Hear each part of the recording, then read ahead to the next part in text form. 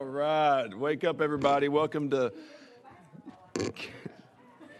K-12 Subcommittee. We'll call to order.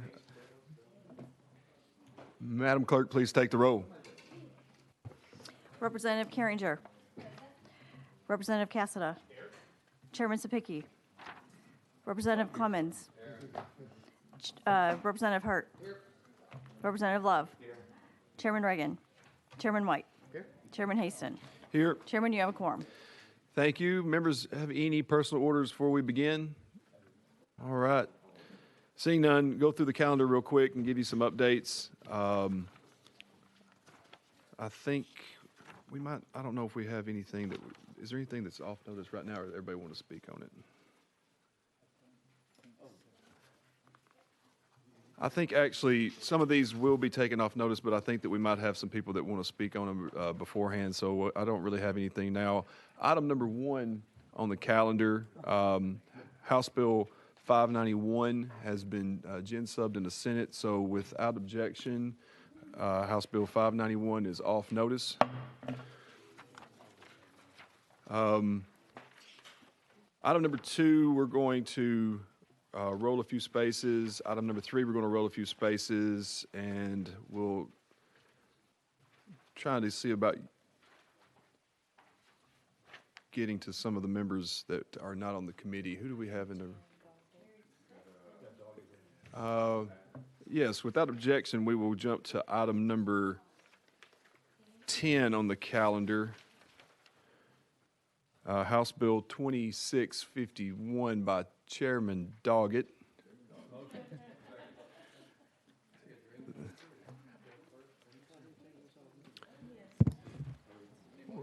Do I have a motion and a second?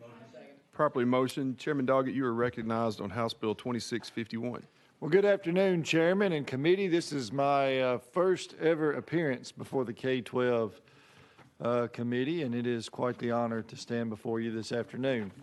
What our bill seek to do was it was in reference to broadcasting at high school sporting events. I'm proud to say that the bill is no longer needed because all parties involved have come together and reached an amicable solution. And so with that being said, Mr. Chairman, I appreciate all the work and advice that you have given me and members of the committee, but we will be taking this bill off notice. Thank you, Chairman Doggett. Without objection, off notice. Thank you. That's right. All right. I don't see Representative Sexton yet, so we'll go ahead and go to item number 2 on the calendar, House Bill 2343 by Representative Carringer. Properly motioned. Do you have an amendment on this, Representative Carringer?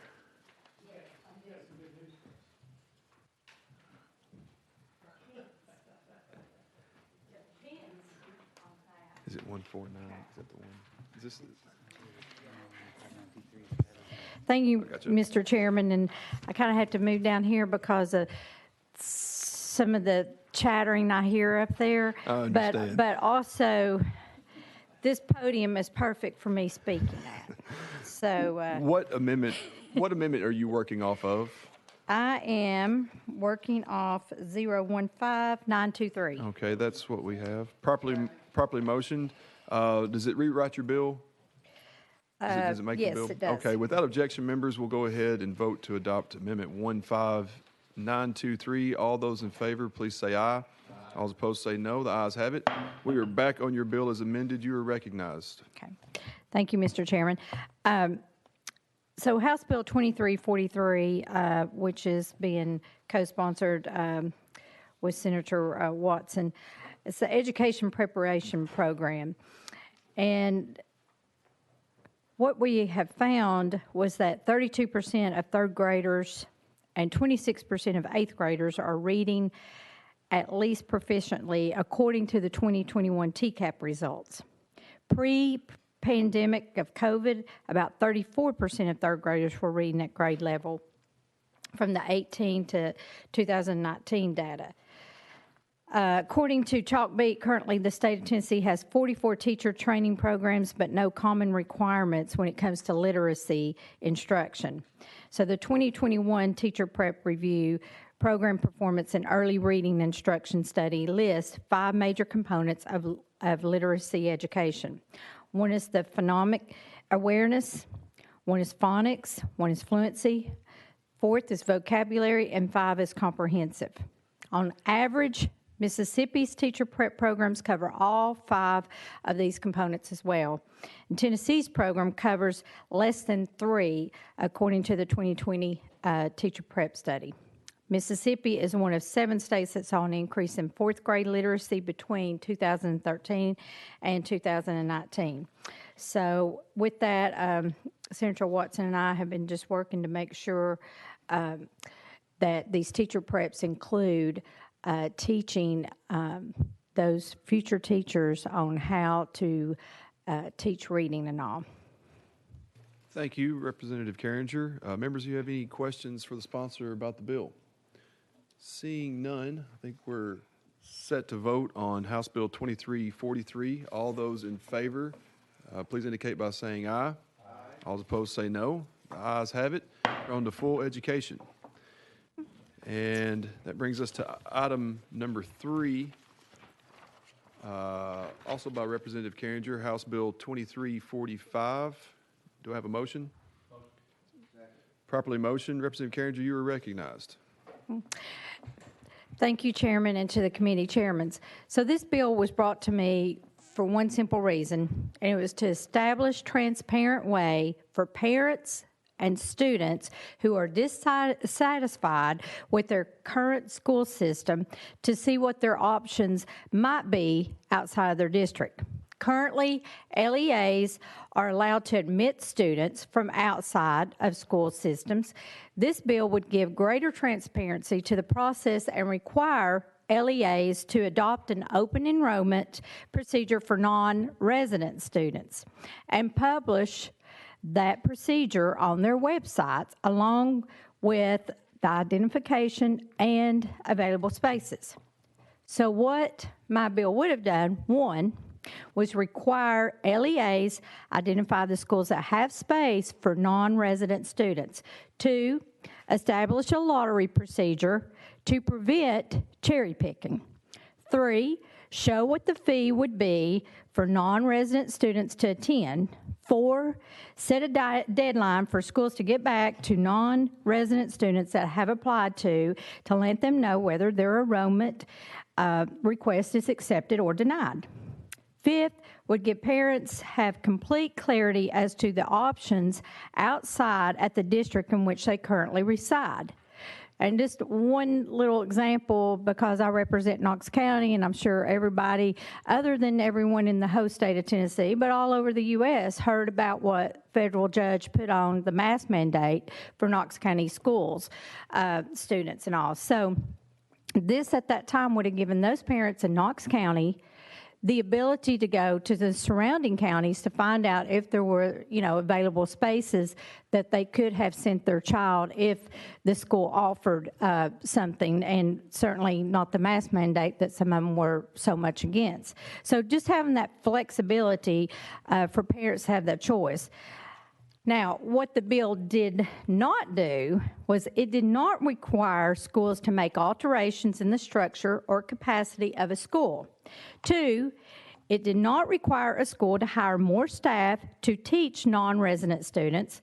3, it did not require students to establish programs that are not already offered. And 4, it did not potentially interfere with existing arrangements. So the bottom line was if a school did not have room or enough staff to accommodate a non-resident, then they didn't have to take them. So, Mr. Chairman, that was my intent for this bill to do, and that it was not going to do that some people may have thought. So I want to take this bill off of notice, but I want to commit to you and to all the members that I have talked with TOS and TSBA, and this off season here coming up with when we get out of session, to meet with them and come up and make the decisions and the things that some were concerned about and all, and work with it. And I certainly have the intentions of bringing this bill back next year and to see what happens with that. And so with that, Chairman, I'll be taking this bill off notice. Thank you. Before you do, I think Chairman Sapicki did have a comment or a question for you. Just a quick question to make sure we work on. One of the issues that had been brought to my attention is the idea behind this is very sound. But with Memphis, with Chattanooga, our border LEAs, put something in the bill that makes sure we give a priority to Tennessee students. That's all. Thank you for that, and I agree with you. Chairman Watt? And thank you, Chairman, and I also appreciate it. As you know, I had a bill dealing with open enrollment also, and I heard last year from a lot of superintendents wanting us to kind of work out things also. So we'll have that conversation going forward also, so I appreciate it. So next year we can look at that also. So a lot of good stuff going on. You did a much better job than I did with mine. Representative Carringer? Wow, that's been a big day for me, because that's a huge compliment that I take that. I appreciate that, Chairman. Thank you, Representative Carringer. And without objection, we will take House Bill 2345 off notice. Thank you all. Let's move over to item number 7. Without objection, we'll move to item number 7 by Representative Sexton, House Bill 2673. Do I have a motion? Properly motioned, and I believe Representative Sexton, you do have an amendment you're working off of. Just add something first before Sure. we get started. I would hope that Representative Chairman Mark White would do the same honors for me that done for Michelle, okay? Would you, please? I need Chairman White, your help. name was called. Do you would you like to comment, or would you like to hold? Let me work on that. I'll come up with something good. Okay. Okay. All right, Representative Sexton. Yes, thank you, Mr. Chairman and committee. I do have an amendment, and does make the bill's drafting code number 16255.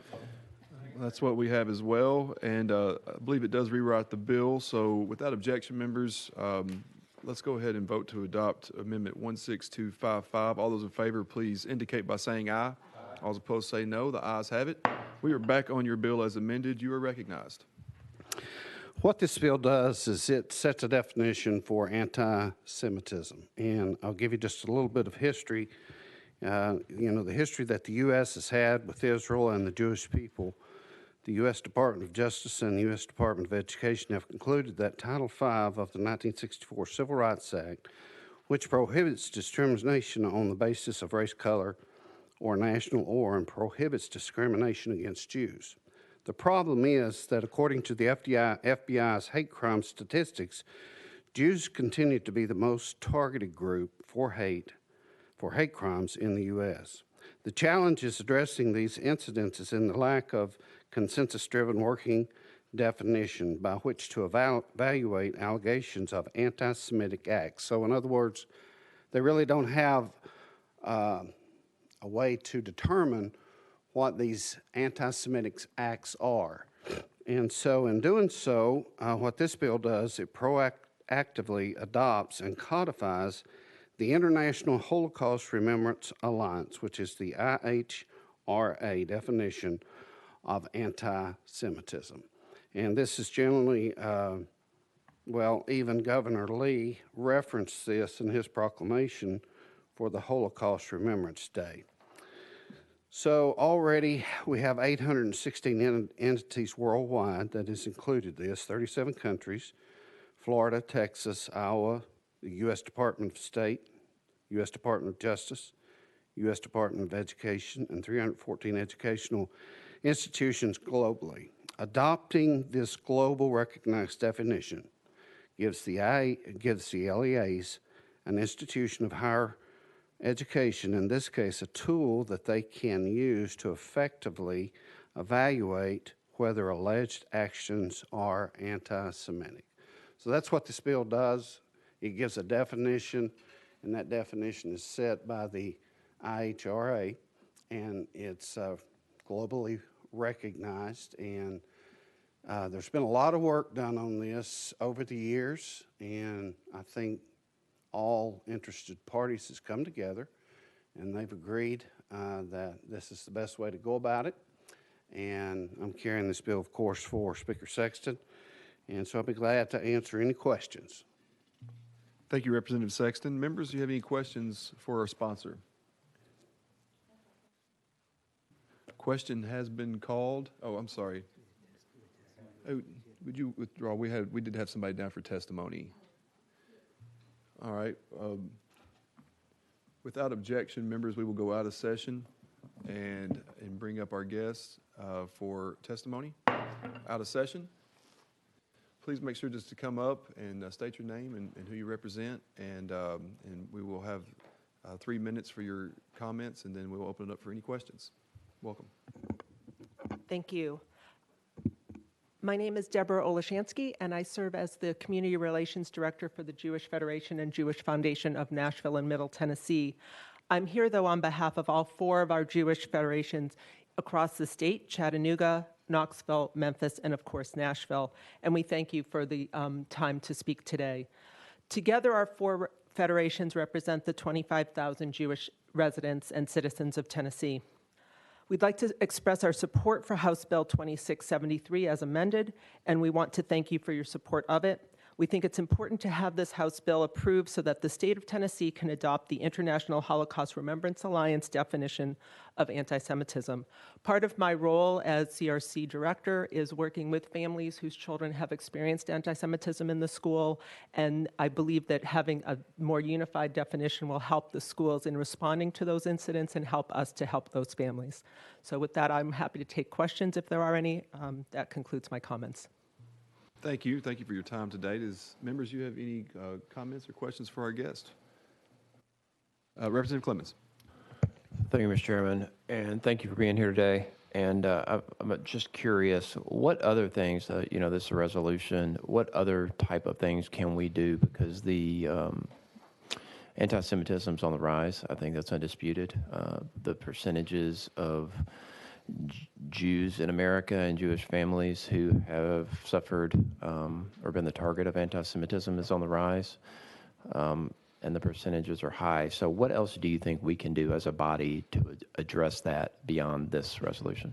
Thank you for that question. So even as recently as yesterday, actually, there was an anti-Semitic banner put on the bridge, the Korean Park Boulevard Bridge. So it is, you are correct, it is on the rise. It is happening on a daily basis. We have created our own anti-Semitism reporting form for ourselves locally, and we do continue to get reports from families and from other community members. So it is very much real and happening on a daily basis. There was a lot of, I'm certain most of you are aware of the pulling of the work of the book Mouse from McMinn County. We believe those kinds of efforts do not help to serve this effort, not just in terms of anti-Semitism, but really in terms of all marginalized or minority communities. We think it's very important that those sorts of books remain available to children, because that is how children learn, that is how they learn empathy, and by removing books like that, that only makes this situation worse. So I would say all efforts to help create a more open way to educate about all of these issues will help our families. Representative Clemens. Thank you, Mr. Chairman, and thank you for that answer. This is an issue. We're not far removed from some serious instances of violence at synagogues around the country. In fact, most of you on this committee have driven up and down West End, and it was only a few years ago where a bullet was shot into the front of the synagogue right on West End. And, whatever the intent was behind that, we certainly don't know, but this is a very real danger and a very real threat to many Tennesseans, and I would encourage this body to continue to look for ways to combat this and support Jewish Tennesseans. So thank you. Yeah, just one addition is just, we just recently at our Jewish Community Center were able to host a group of police officers, and so we do feel we have a good connection with our MNPD officers, and we were able to bring them to the Nashville Holocaust Memorial, which is on the grounds of the Jewish Community Center. We will be holding a large event there May 1st. Everyone is welcome, and we will use that to launch a project that we hope will go over the next year to raise awareness about this and help get the entire community to support to end this sort of thing. Thank you. Chairman Watt? Thank you, and thank you very much for being here. First of all, I'm very supportive of the bill, but I also serve on the Holocaust Commission, and so I have a lot of contacts. So I've been asking questions and making sure that the scope of the way that's written is everyone's okay. This may be a question for the sponsor, but I'll let you have a stab at it in case you can help me. They wrote back, my concern is unnecessary burden on our teachers and possibly interference with lesson plans because of overly strict reading of the statute. Any thoughts on that? I'll be honest. I know there were two versions, and the amended version is what's in. What I would say is, what it really does is just sort of. My hope is it will help. It's not intended to dismiss First Amendment rights and free speech. I do hope it will help with certain lesson plans that maybe aren't the most effective way of teaching some of this, but I really do hope it will also broaden the conversation about it and using more books, not fewer books. So I think that is a concern. All of these sorts of any sort of legislation this way, there's always that possible other side, but there's nothing really in the definition that should really hurt the teaching of these concepts. Thank you. Any other questions for our guests? Seeing none, thank you for joining us. Thank you for your time. And without objection, we will be going back into session. Representative Sexton, do you have anything else you'd like to say before we open it up to some questions? Yes, thank you. I would like to address Chairman White's comments, because that did come up, and schools, like some of your larger schools around here, Wilson County, different ones, they would have the ability to, maybe take on a larger role, larger gender, where some of your rural schools wouldn't have as much staff.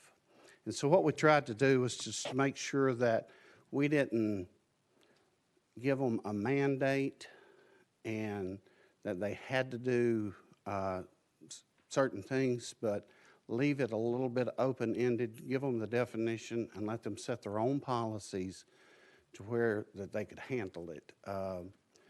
Those questions came up, we discussed it, and that was my understanding, the direction that we were going to go. Of course, the Senate's amendment is a little bit different. As of right now, they plan on adopting the House's amendment, but we'll see where it goes. Chairman Watt? Well, thank you. That's very helpful. And by the way, I did have this bill, a version of it about 2 years ago, and I didn't do very well with it. You have done a much better job. It worked. 2 for 2. Yeah, you and I can replace him, maybe. I'm sorry. Does anybody else have any questions for our sponsor? Question has been called. We will be voting on House Bill 2673. All those in favor, please say aye. All opposed say no. The ayes have it. House Bill 2673 moves on to full education. Thank you. Thank you, Chairman, Committee. I'm Mark White. All right. Let's see here. Takes us to item, you want to take it? Okay. Item, yeah. No, I was wondering, you don't want to speak. Item number 4, House Bill 2295 is off notice. And that brings us to item number 5, House Bill 1744 by Representative Clemens. Properly motioned. Representative Clemens, you are recognized on House Bill 1744. Thank you, Mr. Chairman and committee. This bill essentially would make all school-based breakfast and lunch meals in our public schools free of charge, and it adopts language here accordingly to do just that. And I think it's important to announce that after the LEAs would need to exhaust all possible federal grants and funds before applying to the state for any of these reimbursements for these mills, because there are a lot of federal dollars to accomplish this. And I think that would actually alter the fiscal note that I know you're all familiar with. But the reason for this legislation is very important. You know, this state mandates children to attend public schools. And in that spirit, the state passed a bill under Governor Frank Clement in 1955-56, providing free textbooks to every child in the state of Tennessee, because that's part of getting a good education is having access to textbooks. Well, I believe that providing meals to children and addressing hunger in an equitable manner and ensuring that these students are able to perform and learn to the best of their ability would improve educational outcomes, and it obviously has an impact, and data shows that.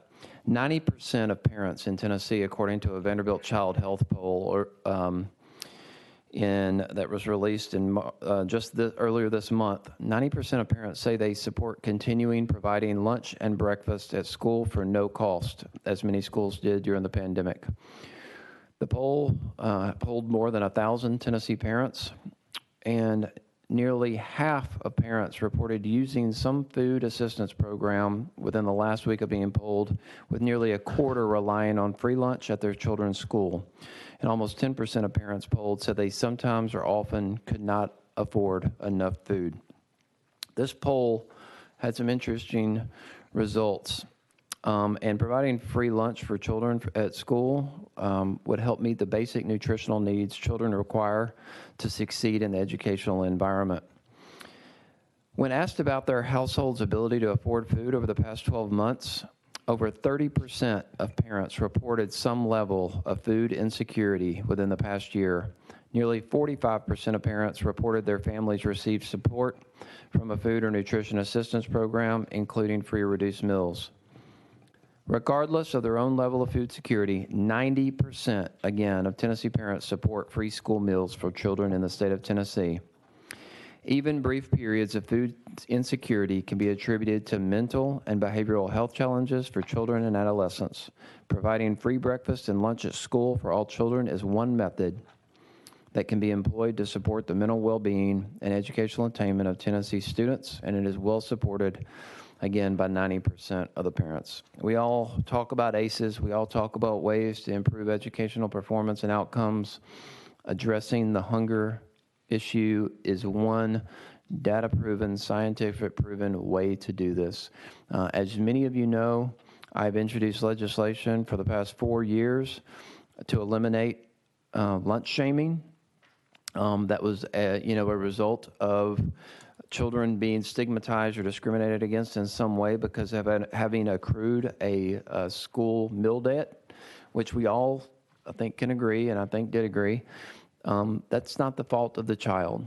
Well, the solution that was raised was, let's just make all the meals free. And I think that's the best possible solution and the most equitable way to do this. And I think there's a lot of federal money out there. There's federal programs to provide a lot of this money that a lot of school boards and LEAs already take advantage of and provides free school meals. And this doesn't inhibit that, wouldn't prevent that in any way, and it would simply require Tennessee, the state of Tennessee, to pick up the tab and whatever else was required to do so. So with that, I would request your support of this legislation. Thank you, Representative Clemens. Chairman Reagan, you are recognized.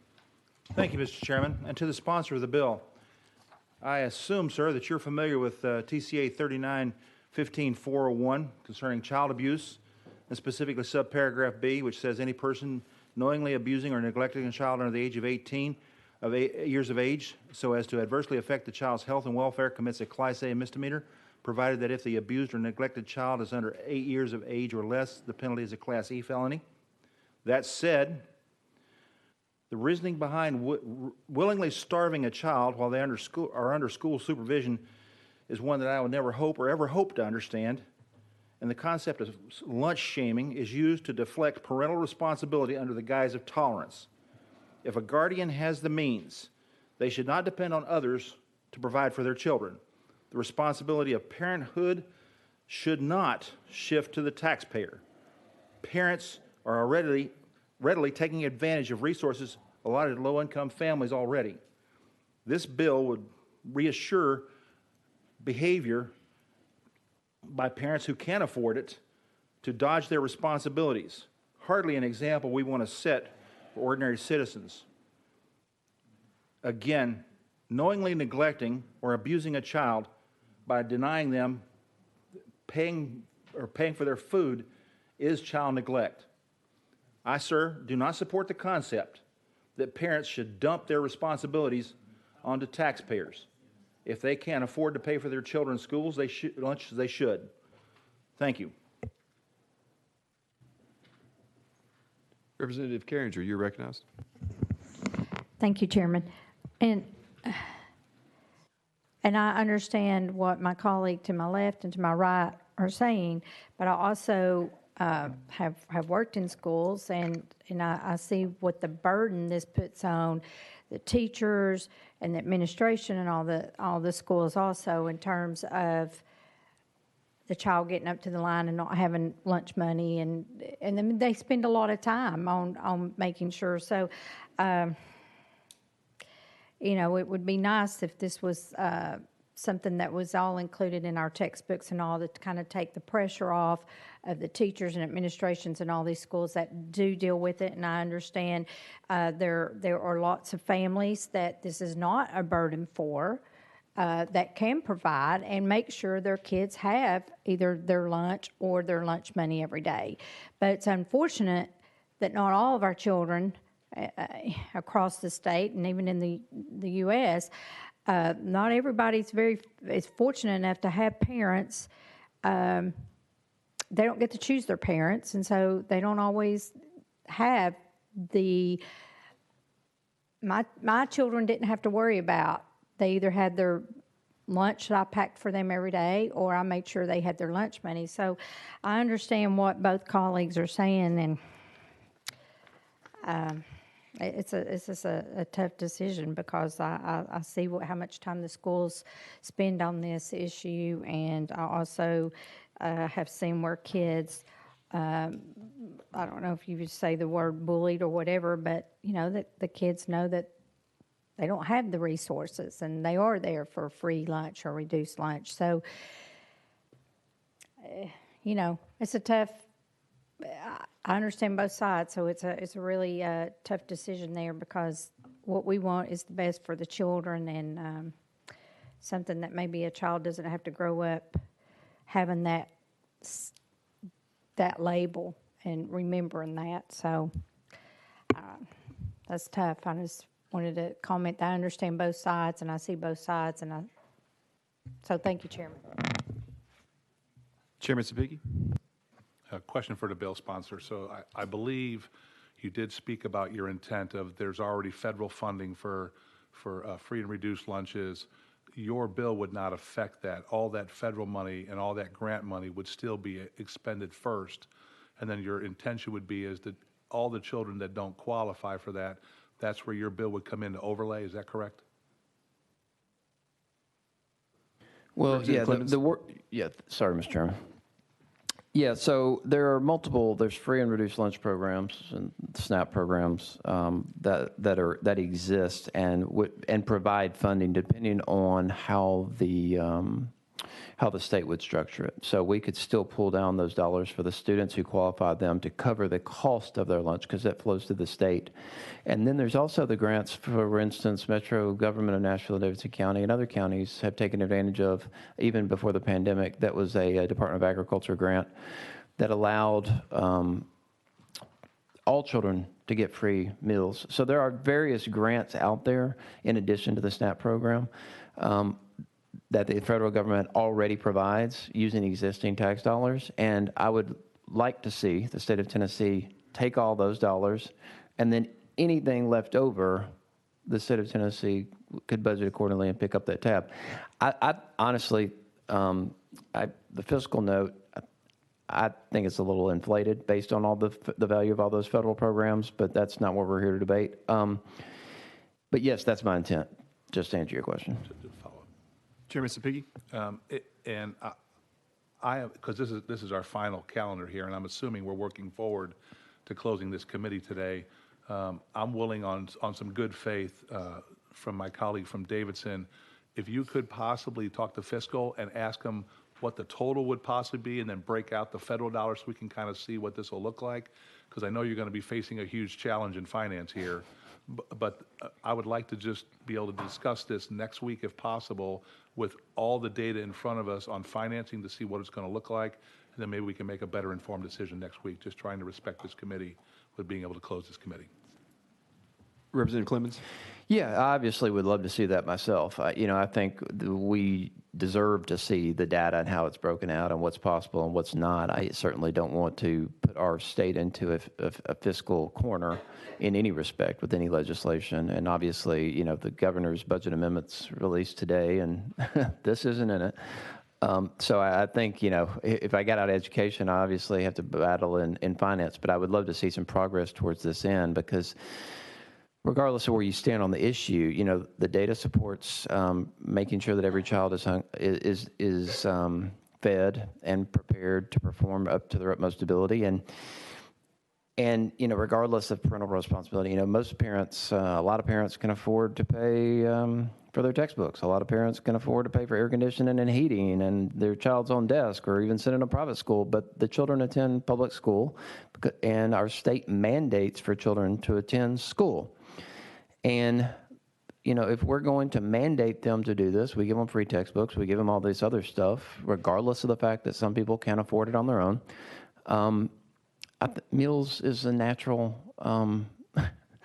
it should be part of that deal. We put enough on our teachers, enough on our administrators, enough on our students. I think this is one thing that we could really help address, and it would be equitably established so that there is no distinction between children, and it would benefit all of them equally. So thank you, Mr. Chairman. Representative Love? Thank you, Mr. Chairman. And I know that for a good number of years in our education committees, we have addressed the topics of adverse childhood experiences. We have talked about the effect that these experiences have on a child's learning capacity and learning environment. And I'm always supportive of another measure to reduce the effect of an adverse childhood experience on a child's learning environment. And perhaps a child comes from a home where that particular situation is dire and they're not getting breakfast. I have a few schools in my district where Second Harvest has a food bank in the school because that is the only place where the kids are able to get a meal. And they even give them enough meals on the Friday to take home with them so that when they come back on Monday, they will at least have eaten on Saturday and on Sunday. And of course, we can always find outliers in any statistical analyses where the majority of folks don't fit under that bell-shaped curve. But I would encourage us to think about those kids who are in that bell-shaped piece where the majority of these kids may be, and they may be hungry. We have some homeless kids in some of our districts who are floating from place to place to place, trying to stay in school. And so if getting them the assurance that they could have a meal reduces that ACEs from them, I'm always supportive. So thank you, sponsor, for bringing the legislation. No other questions?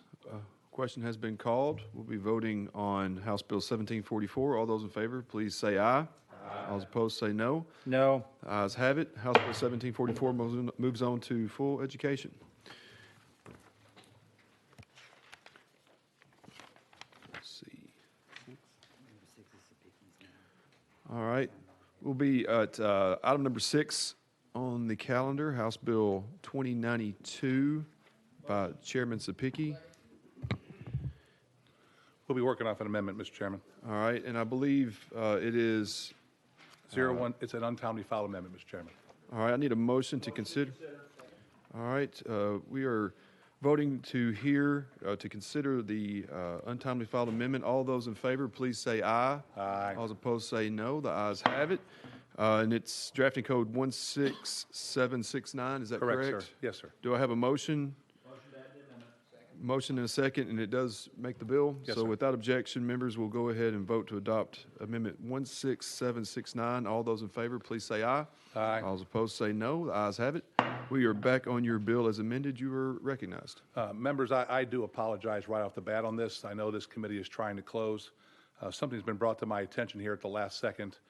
My intention is, with your favor, is to move this bill to full and then allow everybody behind us to have time to evaluate this and then have a full discussion at the full committee, determine if we're going to do this year or wait till next year with more information. And basically, it is a one-sentence amendment. It's a one-sentence bill. Here's all it says.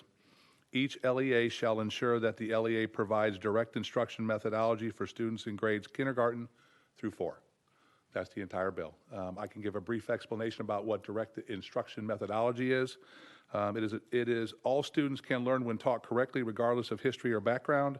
All teachers can be successful given effective materials and presentation techniques.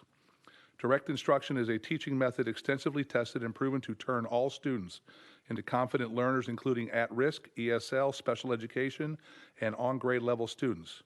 Direct instruction gives schools a clear path to improving student outcomes. Every aspect of direct instruction program is designed, tested, and proven to fulfill these essential principles.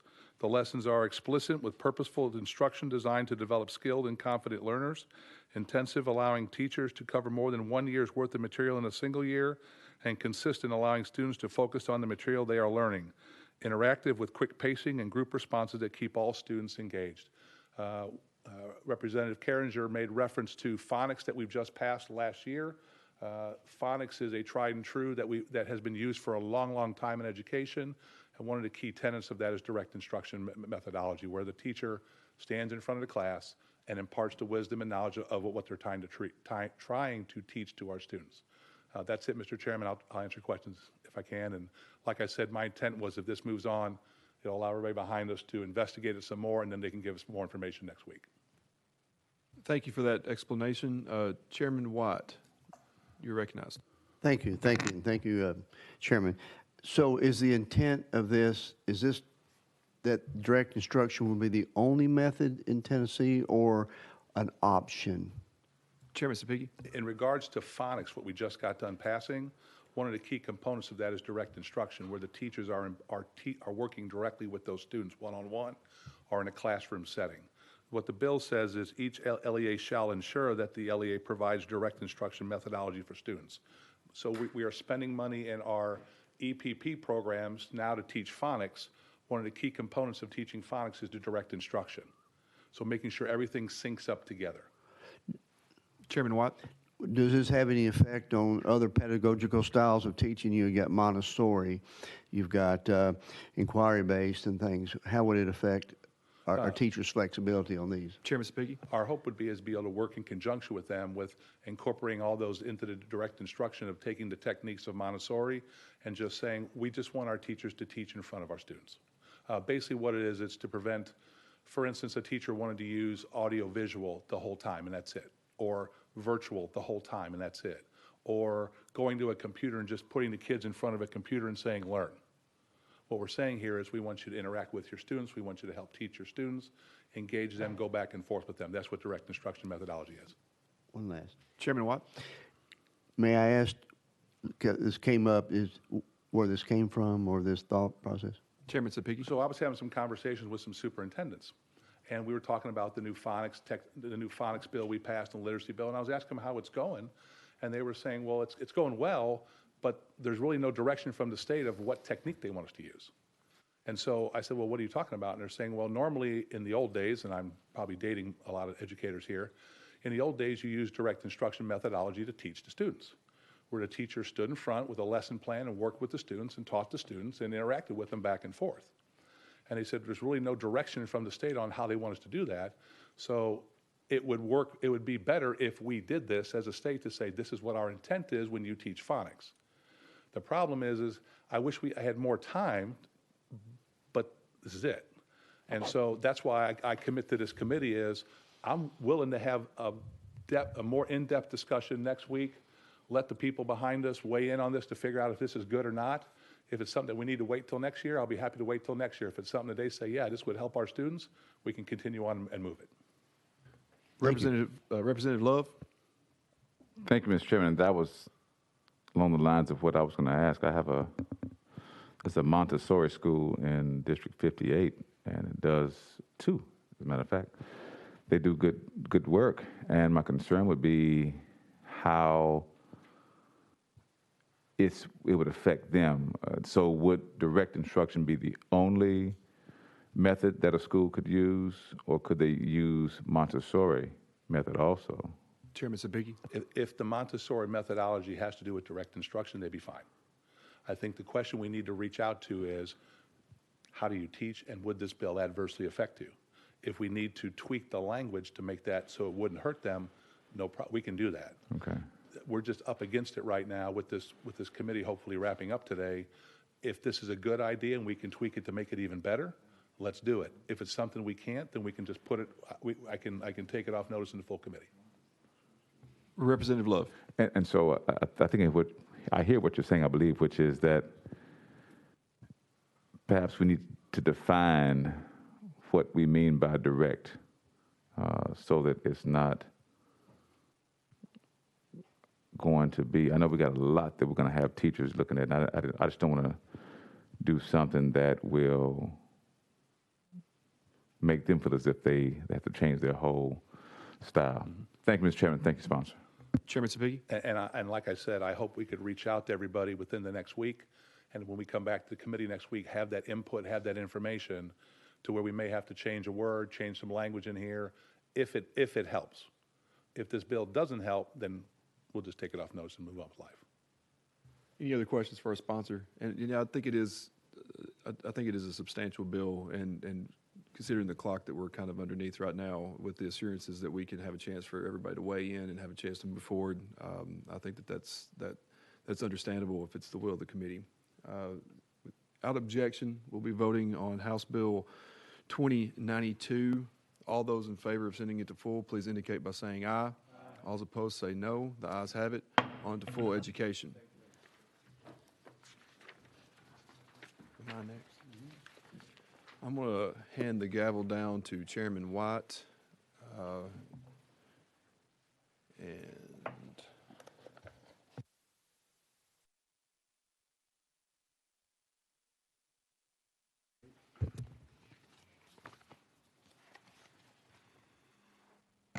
Okay, committee, we're on number 8, HB 1891 by Chairman Haston. Chairman Haston, you're recognized. Second. You have a motion, second, sir. Thank you, Mr. Chairman, and I do have an amendment, 15452, that makes the bill. Motion. Second. Got a motion, second, on 15452. That's the only amendment? Yes. Okay, this does rewrite the bill, committee. We want to have discussion first, or we want to add it to the bill and have discussion? Motion to add it to the bill. Second. Got a motion, second. Any objection to that? Hearing none. All those in favor of adding 15452 onto 1891, indicate by saying aye. Aye. Opposed? The ayes have it. Okay, your bill's amended, Chairman. Thank you, Mr. Chairman and members. What this bill does is, right now, an LEA's unused coordinated school health funds revert back to the general fund. What this bill would do would allow those funds to stay within the coordinated school health program to be used for approved health programs in other districts as the coordinated school health department sees fit. And that's all the bill does. Okay, members, any discussion on House Bill 1891? Question been called. Objection? Hearing none. All those in favor of moving 1891 out to full committee indicate by saying aye. Aye. Opposed? Moves out. You also have item number 9. Thank you, Mr. Chairman.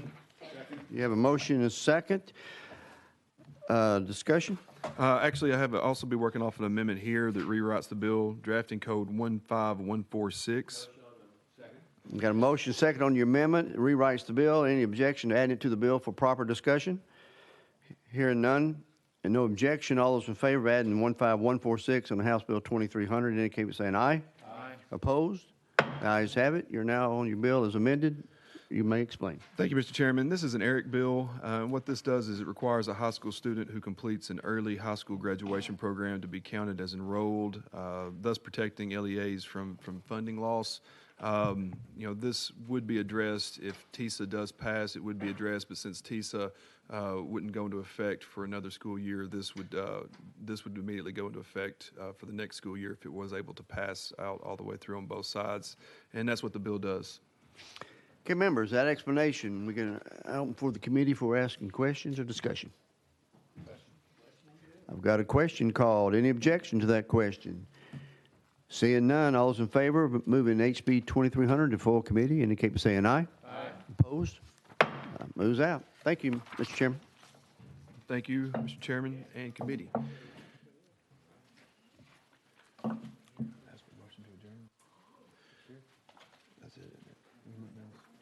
Do I have a motion to adjourn?